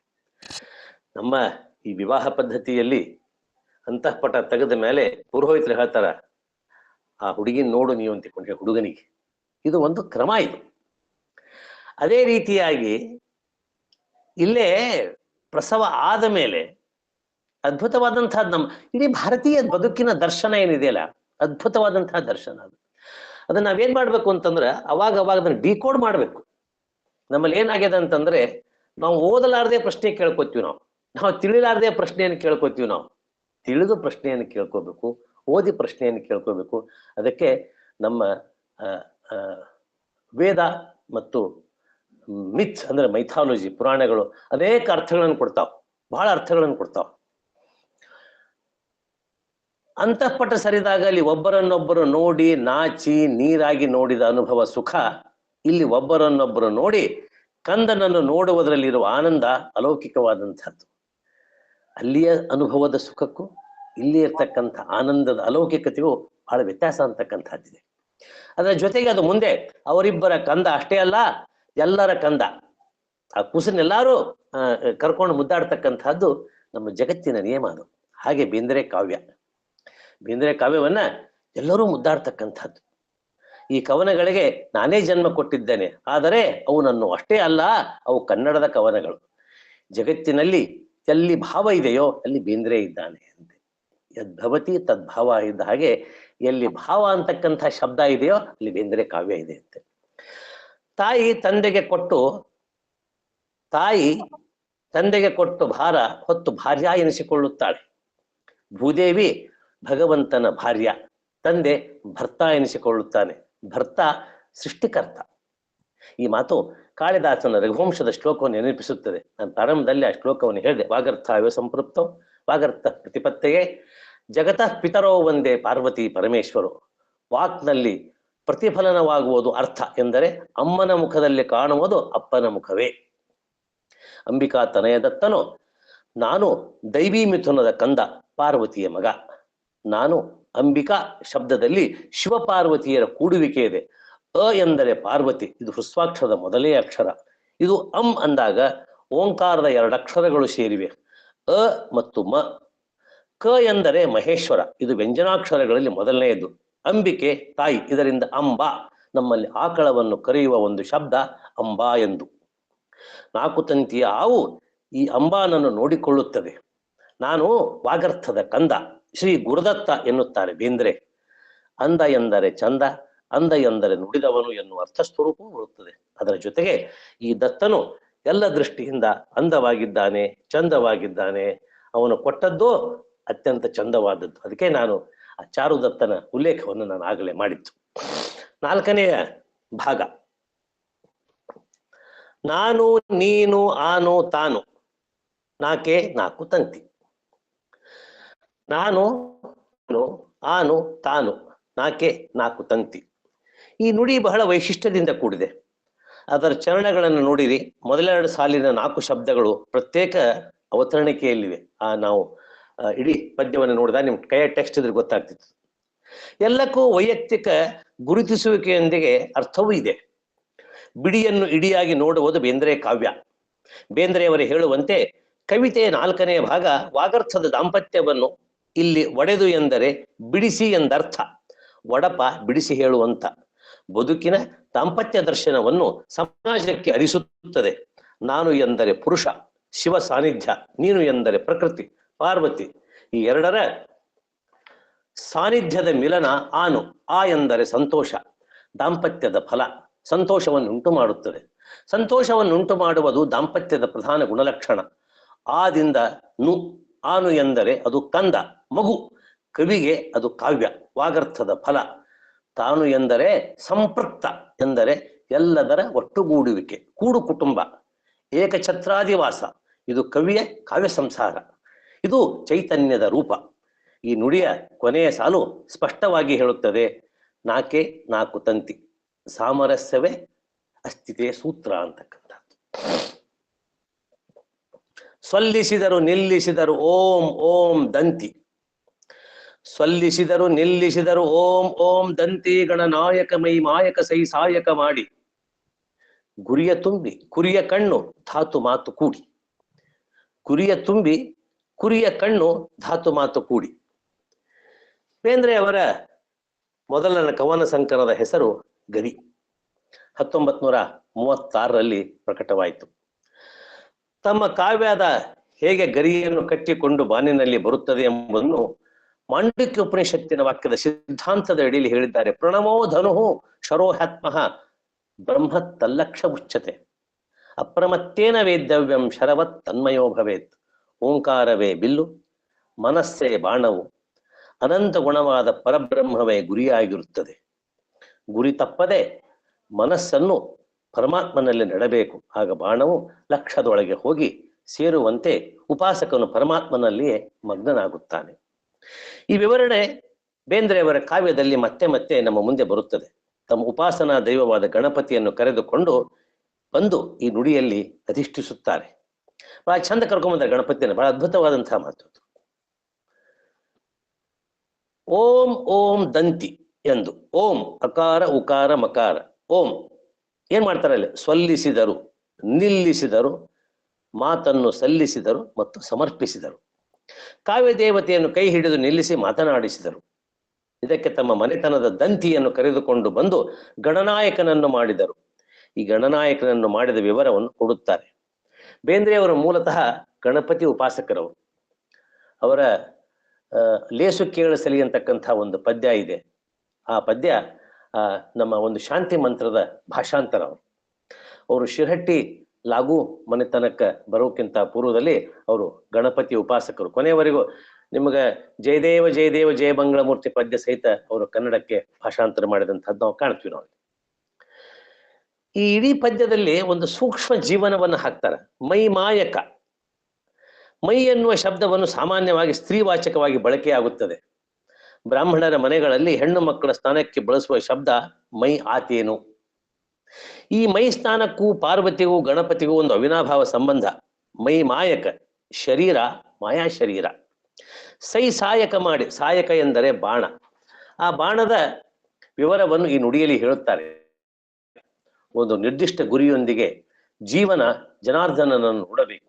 ಅದು ಕಾವ್ಯೋಪಾಸನೆಯಿಂದ ಮಾತ್ರ ಸಾಧ್ಯ ಎಂದು ಬೇಂದ್ರೆ ಸ್ಪಷ್ಟವಾಗಿ ಹೇಳುತ್ತಾರೆ. ಅದು ಸಾಧ್ಯವಾಗುವುದು ಧಾತು ಮಾತು ಕೂಡಿದಾಗ. ಧಾತು ಎಂದರೆ ಅರ್ಥ, ಮಾತು ಎಂದರೆ ವಾಕ್, ಅದುವೇ ವಾಗರ್ಥ. ಶಿವ ಪಾರ್ವತಿಯರ ಕೂಡುವಿಕೆ, ಪ್ರಕೃತಿ ಪುರುಷರ ದೈವಿ ಮಿಲನದಿಂದ ಆನು ಪಡೆದು ತಾನಾಗಿ ನಾಲ್ಕೇ ನಾಲ್ಕು ತಂತಿಯನ್ನು ನುಡಿಸುತ್ತಾ ಪ್ರಣವೋಪಾಸನೆಯೊಂದಿಗೆ ನಮ್ಮೆಲ್ಲರ ಬದುಕು ಬ್ರಹ್ಮಾನಂದದಿಂದ ಕೂಡಿರಬೇಕು ಎನ್ನುತ್ತದೆ ಬೇಂದ್ರೆಯವರ ನಾಲ್ಕು ತಂತಿ. ಈ ರೀತಿಯಾಗಿ ಬೇಂದ್ರೆ ನಾಲ್ಕು ತಂತಿಯಲ್ಲಿ ಅನೇಕ ವಿಶಿಷ್ಟವಾದಂತಹ ಅರ್ಥಗಳನ್ನ ತುಂಬಿಕೊಂಡು ನಾಲ್ಕು ತಂತಿ ಅಂತಕ್ಕಂಥ ಪದ್ಯದ ರಚನೆಯನ್ನು ಮಾಡಿತ್ತು. ಈ ನಾಲ್ಕು ತಂತಿ ಕವನ ಸಂಕಲನದಲ್ಲಿ ಅನೇಕ ಪದ್ಯಗಳು ನಾಲ್ಕು ಅನ್ನುವ ಅವರ ಸಂಖ್ಯಾಶಾಸ್ತ್ರದ ಹಿನ್ನೆಲೆಯಲ್ಲೂ ಸಹಿತ ನೋಡಬೇಕು. ನನಗೆ ಒಂದು ತಾಸಿನ ಸಮಯದ ಹಿನ್ನೆಲೆಯಲ್ಲಿ ನಾನು ಮಾತನಾಡಿದೆ. ಇಲ್ಲಿಗೆ ನನ್ನ ಮಾತನ್ನ ಮುಗಿಸ್ತೀನಿ. ಇಲ್ಲಿವರೆಗೆ ಪ್ರೀತಿಯಿಂದ ಕೇಳಿದಂತಹ ನಿಮ್ಮೆಲ್ಲರಿಗೂ ನಮಸ್ಕಾರವನ್ನು ಮಾಡ್ತಾ, ಯಾರಾದರೂ ಏನಾದರೂ ಪ್ರಶ್ನೆಗಳನ್ನು ಕೇಳಿದರೆ ಆ ಪ್ರಶ್ನೆ ಹಾಗೇನೆ ಅದನ್ನ ಕಾವ್ಯದ ಕವಿಯ ಜೊತೆಗೆ ಮಡದಿಯಾಗಿ ಬರೋದು ಅಥವಾ ಕಾಂತಿಯಾಗಿ ಬರೋದು ಹೆಂಗೆ ಅಂತ.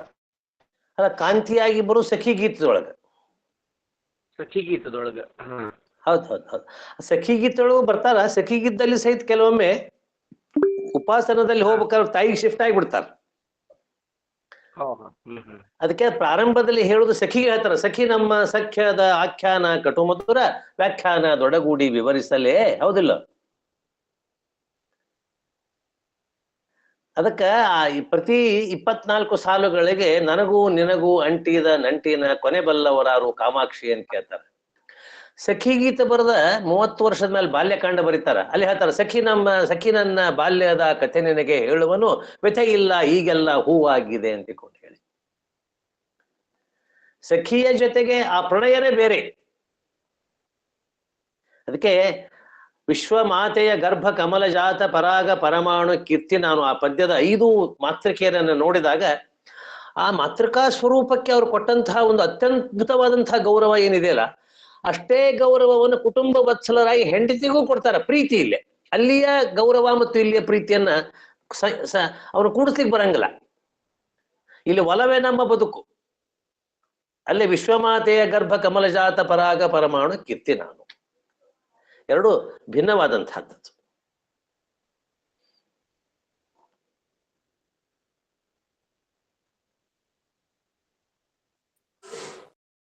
ಇದು 4 ತಂತಿ ಅಲ್ಲ, 4 ತಂತಿ. ಇದು ಈ 4 ಭಗವಂತನ ರೂಪಗಳನ್ನು ಹೇಳ್ತಾರೆ. ಅನಿರುದ್ಧ, ಪ್ರದ್ಯುಮ್ನ, ಸಂಕರ್ಷಣ, ವಾಸುದೇವ ಹೇಳ್ತಾರೆ. ನಾರಾಯಣ ರೂಪದಿಂದ ಭಿನ್ನವಾದಂತಹ ಅನೇಕ ಅರ್ಥಗಳನ್ನು ಕೊಡ್ತದೆ ನಮ್ಮಲ್ಲಿ. ದರ್ಶನಕ್ಕ 4 ಅನೇಕ ಅರ್ಥಗಳನ್ನು ಕೂಡಿದಂತಹ ಒಂದು ಗುಚ್ಛ ಅದು. ನಾನು ಬಹಳ ಸ್ವಲ್ಪ ವಿಚಾರವನ್ನು ತೆಗೆದುಕೊಂಡೆ, 1 ತಾಸಿಗೆ ಎಷ್ಟು ಬೇಕು ಅಷ್ಟೇ ತೆಗೆದುಕೊಂಡಿದ್ದು ನಾನು. ಇಲ್ಲಿ 100% ಬಂದೇ ಬರ್ತದೆ, ಮೋಕ್ಷ ಬರ್ತದೆ. ಅಲ್ಲ, ಅದಕ್ಕೆ ನಾನು ಹೇಳಿದೆ, ಭರತನ ರಸ ಸಿದ್ಧಾಂತವನ್ನ ಕಾವ್ಯಕ್ಕೆ ಅಷ್ಟೇ ಅಲ್ಲ ಜೀವನಕ್ಕೂ ಹೇಳಿದವ್ರು ಬೇಂದ್ರೆ ಅಂತ ಅದೇ ಉದ್ದೇಶ ಅಂತ ಹೇಳಿದ್ ನಾನು. ವಿಶೇಷ, ಕೆಲವೊಬ್ಬರಿಗೆ 6 ಮುಖ್ಯ ಆಗ್ತದೆ, ಕೆಲವೊಬ್ಬರಿಗೆ 4 ಮುಖ್ಯ ಆಗ್ತದೆ. ಅಲ್ಲ, ಅದು ಬೇರೆ ವಿಚಾರ. ಅಲ್ಲ, ಅಲ್ಲೇ depend upon your mind setup. ನಾವ್ ಯಾವ ವಿಷಯಕ್ಕೆ ತೆಗೆದುಕೊಳ್ತಾ ಇದೀವಿ ಅದಕ್ಕೆ. ಹೌದಾ ಇಲ್ಲೋ? ಅದಕ್ಕೆ ಮೊನ್ನೆ ಕೂಡ ನನಗೆ ಆದಂತ ಸಮಸ್ಯೆ ಅದು ಬೇಂದ್ರೆ ಕಾವ್ಯದಲ್ಲಿ. ಯಾಕಂದ್ರೆ ಬೇಂದ್ರೆ ಕನ್ನಡಿ ಕೆಲಸ ಮಾಡಿದ್ರು ಅನ್ನೋ ಮಾತನ್ನ ಅನ್ಕೊಂಡಿದ್ದೆ ನಾನು. ಯಾಕಂದ್ರೆ ನೀವು ಹೆಂಗ ನೋಡ್ತಿರೋ ಅದಕ್ಕೆ ಪ್ರತಿಬಿಂಬ ನಿಮ್ಮ ಕನ್ನಡಿ ಒಳಗೆ ಮೂಡ್ತದ ಅಂತ. ಹೌದು ಹೌದು ಹೌದು ಹೌದು ಹೌದು. ನಮ್ಮ ಈ ಬಿಂಬೋಸಿ ಪ್ರತಿಬಿಂಬೋಸಿ ಪೂಜಾ ಕ್ರಮ ಅದಲ್ಲ, ಆ ಹಿನ್ನೆಲೆಯಲ್ಲಿ ಬೇಂದ್ರೆ ನೋಡ್ಬೇಕು. 100%. ಅದಕ್ಕೆ ಕಾವ್ಯದ ಲಕ್ಷಣವೇ ಅದು. ಯಾಕ ಅವರವರ ಅನುಸಾರವಾಗಿ ಅದು ಅರ್ಥ ಆಗಬೇಕು. ಆದ್ರೆ ಒಂದು ಕಾಮನ್ ಆಗಿರ್ತಕ್ಕಂಥ ಒಂದು ಸಾರಂತೂ ಇರಬೇಕಾಗ್ತದೆ. ಹೌದೌದು. ಯದ್ಭವತಿ ತದ್ಭಾವ. ಹಾ, ಅವರವರ ಭಾವಕ್ಕೆ ಅವರವರ ಭಕ್ತಿಗೆ ಇರುತಿಯನ್ನು ತೆರನಾಗಿ ಶಿವಯೋಗಿ ಅಂತ ಮುಪ್ಪಿನ ಷಡಕ್ಷರ ಹೇಳಿದ ಮಾತು ಅದು. ಅದಕ್ಕೆ ಬೇಂದ್ರೆ ಬಹಳ ಅದ್ಭುತವಾಗಿ ಕಾಣಿಸ್ಲಿಕ್ಕೆ ಮುಖ್ಯ ಕಾರಣನೇ ಆ ಕಾವ್ಯದೊಳಗಿನ ಗೂಢಾರ್ಥಗಳು ಅಂತ ಅನ್ಸ್ಬೋದು. ಹೌದು ಹೌದು. ಅದು ಗೂಢಾರ್ಥ, ಧ್ವನ್ಯಾರ್ಥ ಅಂತ ಹೇಳ್ಬೇಕು. ಧ್ವನಿ ಅರ್ಥ ಅಂತ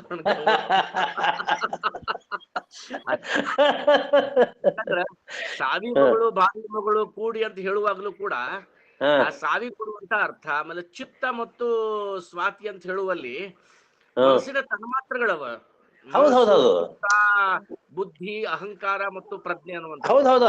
ಅಲ್ಲಲ್ಲ, ಅದನ್ನೆಲ್ಲ ತೆಗೆದುಕೊತ ಹೋದ್ರೆ ಇದು ಬಹಳ ವಿಸ್ತಾರ ಆಗ್ತದೆ ಅಂತಕೊಂಡು ಹೇಳಿ ನಾನು ಒಂದ್ ಹೌದಿಲ್ಲ. ಹೌದು, ಬಹಳ ಸಾಂದ್ರವಾಗಿ ಕಟ್ಟಿ ಕೊಟ್ಟಿರ್ತಕ್ಕಂಥ. ಮತ್ ಇನ್ನೊಂದು ಬೇಂದ್ರೆ ಮಾತ್ರ ಸಾಧ್ಯನೋ ಅಂತ ಅನಿಸ್ಬಿಡ್ತದ ಒಮ್ಮೆ. ಹೌದೌದು. ಇಸ್ ಓನ್ಲಿ ಟು ಬೇಂದ್ರೆ ಇದು. ಹೌದೌದು, ಬೇಂದ್ರೆ ನನ್ ಆಫ್ ಅದರ್ಸ್. ಧನ್ಯವಾದ, ಬಹಳ ಉಪಯುಕ್ತ ಆಯ್ತು ತಮ್ಮ ಉಪನ್ಯಾಸ. ನಮಸ್ಕಾರ ಕುಂದರ್ಗಿ.